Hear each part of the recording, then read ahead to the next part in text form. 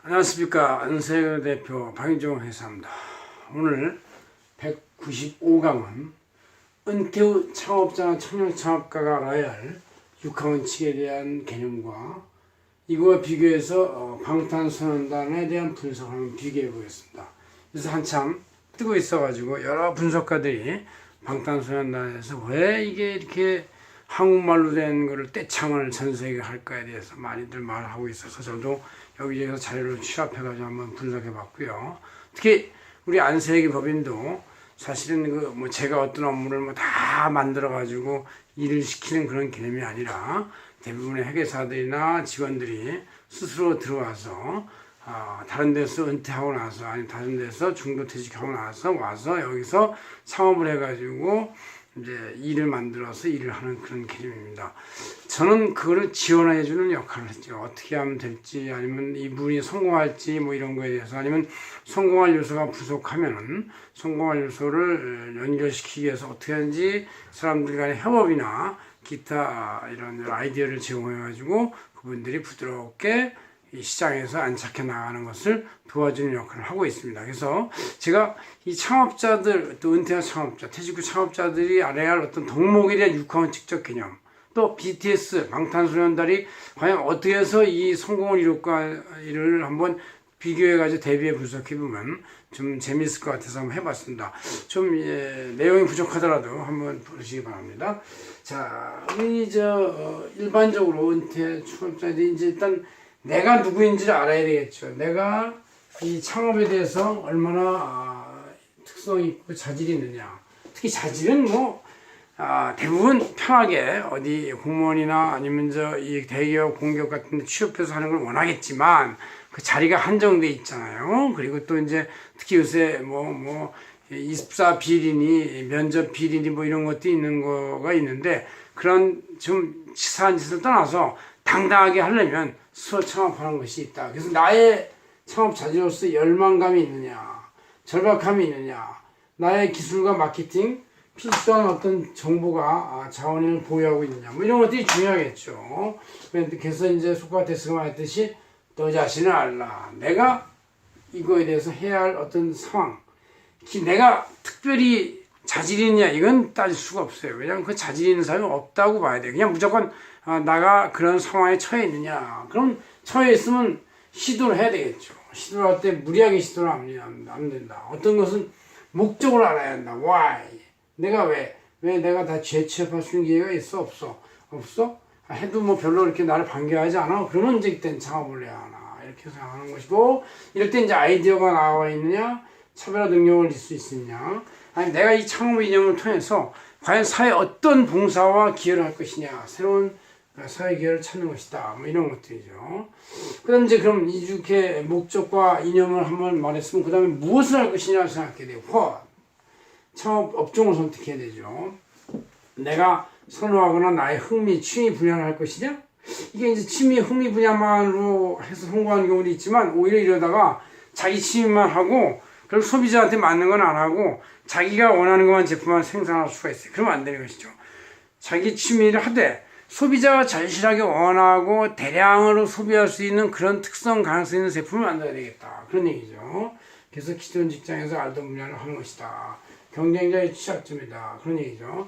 사실 우리 안세에 들어오신 대부분의 그 회계 경리 실무자들, 이런 오퍼레이터들도 전부 다 이제 이런 기존 직장에서 알던 분야 일을 하는 것이고, 또 자기가 이제 이 수직계 대열안의 명령 조직에서 이제 자율적 인원으로 바뀌기 때문에 명령으로 일을 할 때는 사실 그냥 간신이라고 그냥 일하는 척이다 하고 이런 개념이 좀 있어요. 그래서 내가 나의 스스로를 위해서 일을 하는 것과 내가 다른 사람을 위해서 일하는 건 많이 차이가 있다 이렇게 생각을 해서 뭔가 경쟁자의 취약점이 있는 것이죠. 그럼 이제 언제 할 것이냐. 그러니까 이제 애초 부모 지원하에 처음부터 창업할 것이니까 부모가 이제 어느 정도 창업자금 지원을 해주는 건데 주회통의 제한법에는 30억까지에 대해서 2.5억을 뺀 나머지 5억을 뺀 나머지 10%만 하니까 이 30억을 지원해 받더라도 2억 5천만 증여세를 내면 창업자금을 30억 받을 수가 있습니다. 이런 것이 있고 10년 정도 이제 일반 직장에 근무 후 연간 업종에 창업을 하는 것이 있고 취업과 창업을 동시에 진행하고 있어요. 낮에는 취업하고 밤에는 온라인 이런 쇼핑몰을 통해 가지고 물건을 유통하고 판매하고 또 자기가 그걸 배달하고 또 요새 배달은 요새 이제 수십 많은 배달 회사가 있어 가지고 언제 콜만 하면 다 배달할 수 있도록 돼 있죠. 이렇게 이제 알아보면 한다. 또 유행이나 소비자 취향이 변화하는 민감한 시점을 잘 골라라 그런 얘기죠. 또 경우에 따라서는 후원자를 만나게 되거나 아니면 만들어내는 시점일 수 있어요. 사실 자기가 어떤 개업 독립을 하려도 자기를 도와줄 만한 어떤 후원 협력자가 있을 때 하는 게 좋지, 이게 없을 때 하면 굉장히 고전하게 된다 이런 얘기죠. 또한 계속 시기를 타를 때도 시운이 항상 있는 게 아닙니다. 자기가 노력할 때 신인사 대천명 할 때 운도 따르는 것이다 이런 얘기죠. 그래서 운칠기삼이라는 게 노력을 해야 일단 시도를 해야 운도 따른다 이렇게 얘기할 수가 있는 것이죠.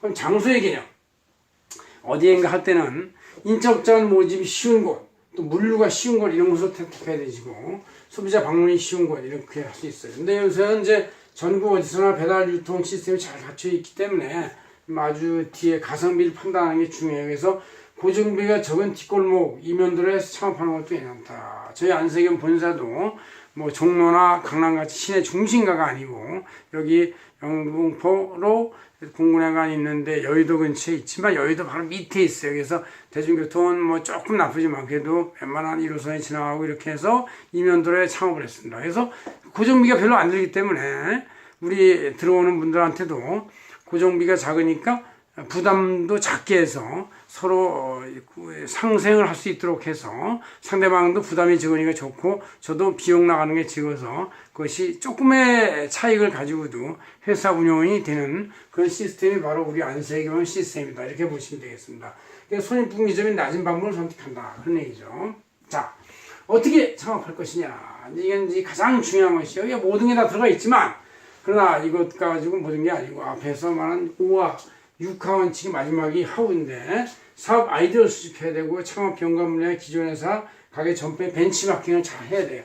연구를 하고 알고 분석하고 재무제표를 보고 손익분기점 얼마인지를 알아야 되는 것이죠. 그다음 차별화된 방법을 연구해야 되는데 내가 영업적인 방법, 기술적인 방법, 고객 관리에 있어서 한 발짝만 차이 나서 앞서가는 거에 그런 생각을 해야 되지 너무 여러 발짝 앞장서면 고객이 자기를 따라오지를 못해서 결국은 많은 시간과 정력과 예산이 투입된 다음에도 고객이 아직도 교육이 안 돼서 그 제품을 소비할 수가 없는 문제가 생길 수가 있어요. 초기 단독 자금 능력으로 기반 자본 확장의 다수의 벤처 자금을 운영할 수 있는 나중에 지분 양도나 프리미엄을 발행할 수가 있습니다. 저희 안세계 법인도 바로 이제 한 발짝 다르게 생각하고 있어요. 다른 데는 수직 계열화 방식을 하는데 저희들은 수평 분화 방식을 통해서 자율권을 주고 저는 그거에 대해서 같이 비슷한 기능을 하면서 위험을 예방하고 또 문제의 쟁점만 알려주고 또 고객과의 갈등 문제만 해결하고 그리고 나머지는 다 전권을 위임한 상태를 하고 있기 때문에 저는 이렇게 유튜브 동영상을 마음대로 찍을 수 있는 시간이 생기는 것이죠. 이렇게 이제 해서 방법을 연구하는 것이다 얘기죠. 이와 같은 육하원칙적 방법을 현재 성공을 달리고 있는 방탄소년단에 대해서 여러 분석과 내용을 한번 해봅시다. 자, 방탄소년단 이 사람들은 그냥 세간에 알려진 거로는 정말 흑수저 출신이에요. 아주 가진 거 없고 정말 가난한지는 모르겠지만 별로 이렇게 금수저는 아닌 것 같다. 그래서 헝그리 정신은 무장이 돼 있어요. 그래서 자신이 헝그리 정신 무장돼 있으니까 어떤 일도 다 한다는 거예요. 스스로 작사, 작곡을 하고 이런 프로듀싱을 한다는 것이죠. 왜? 청중의 소리를 들어가면서 반응을 보면서 눈빛을 보면서 그 다음에 작사, 작곡을 하니까 그게 얼마나 그 리얼하게 소비자한테 진실성을 가까워가는 거예요. 리얼리티가. 현실성이 있는 것이죠. 리얼하다. 그런 얘기죠. 그 다음에 이제 이 목적은 이들은 뭐 왜냐? 조그만 조직에서 탄생이 됐어요. 방탄, BTS 이런 방시혁 씨가 이런 그러니까 SM이나 뭐 이런 데가 아니라 작은 조직에서 탄생합니다.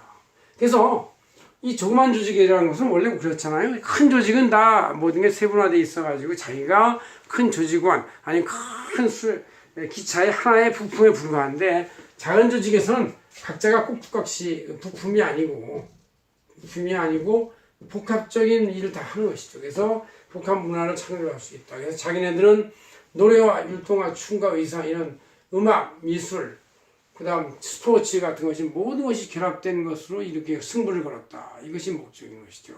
그래서 어떤 것을 대상으로 했냐면 결국 율동, 스포츠 이 사람들을 보면 노래할 틈이 없을 정도로 뛰지 않았습니까?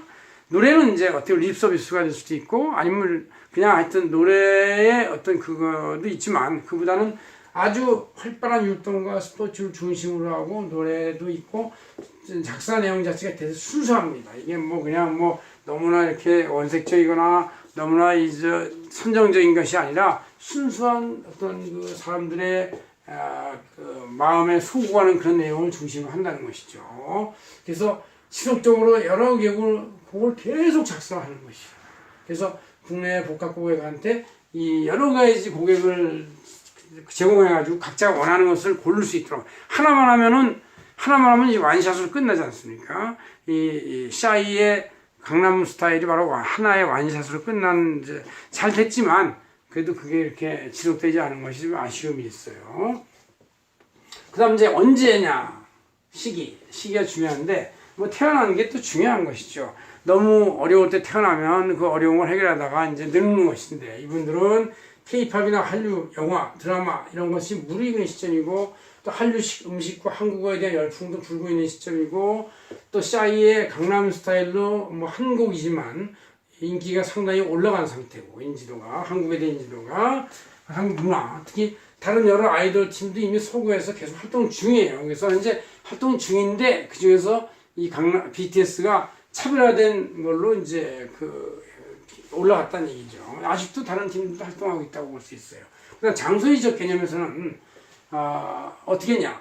먼저 방탄소년단도 국내에서 먼저 인기가 기반을 다진 것이죠. 그리고 이제 한국말이 통하고 한류에 대한 선호나 어떤 이 관심이 많은 동남아를 가보고서 이제 선풍을 일으키고 동남아 선풍을 일으킨 다음에 바로 이제 중동이나 유럽으로 건너갔고 유럽에서 이제 가장 자기 잘난척이 심한 미국으로 이제 나중에 건너가서 서서히 진격을 했다. 이게 갑자기 여기서 미국으로 진격했다. 그랬으면 아마 실패했을 거예요.